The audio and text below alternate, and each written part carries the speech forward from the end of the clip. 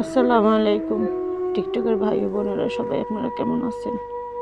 আশা করি সবাই ভালো আছেন। আমিও ভালো আছি, কিন্তু আমার মনটা ভালো নেই।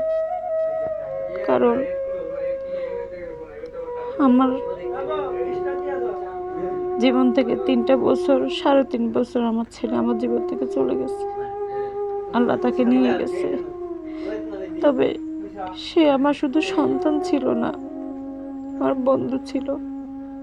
আমার সুখ দুঃখ সবকিছু সাথী ছিল আমার। যখন সবরাত আসে, যখন রোজা আসে, আমার সন্তানের কথা আমার খুবই মনে পড়ে। কারণ সবরাত আসলে বলতো, আম্মু আজকে কি রান্না করবা? ও গরুর মাংস বেশি পছন্দ করতো। ওর জন্য গরুর মাংস রান্না করতাম।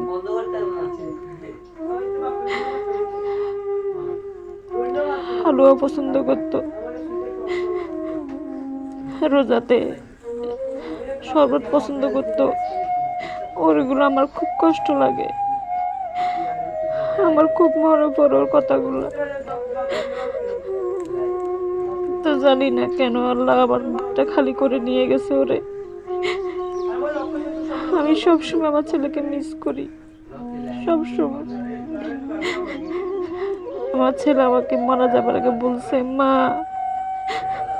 সবাই 2 দিন কান্না করে ভুলে যাবে, মা তুমি তো ভুলতে পারবো না, সারা জীবন তোমার চোখের পানি পড়বে। সত্যি সত্যি আমি সারা জীবন চোখের পানি ফেলাই, কিন্তু আমার ছেলেকে দেখি না। আমি এত এত মানুষ দেখি, আমার সন্তানের মাত্র কোনো মানুষ দেখি না। আল্লাহ কেন আমার ছেলেটাকে নিয়ে গেল আমাকে একা করে? আমি প্রত্যেকটা মতো বলে, আল্লাহ তুমি আমাকে নিয়ে যাও, আমার সন্তানকে দিয়ে যাইও, কিন্তু দেয় নেই আল্লাহ। আল্লাহকে নিয়ে গেছে আমার কাছ থেকে।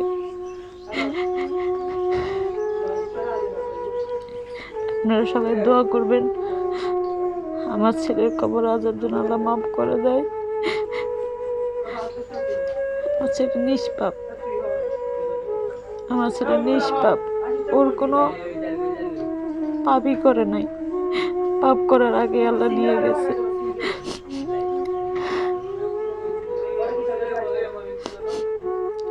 আল্লাহ যেন ওকে জান্নাতবাসী করে। সবাই দোয়া করবেন আমার সন্তানের জন্য। ভালো থাকবেন আপনারা, সুস্থ থাকবেন। প্রত্যেকটা মানুষের জন্য দোয়া করি যে প্রত্যেকটা মানুষের প্রিয়জন যেন সবসময় তার পাশে থাকে। আমার মতো যেন কে এরকম না হারায়। ক্যান্সার রোগে আমার ছেলেটাকে নিয়ে গেছে আমার জীবন থেকে। আমি বাঁচাতে পারিনি আমার সন্তানকে।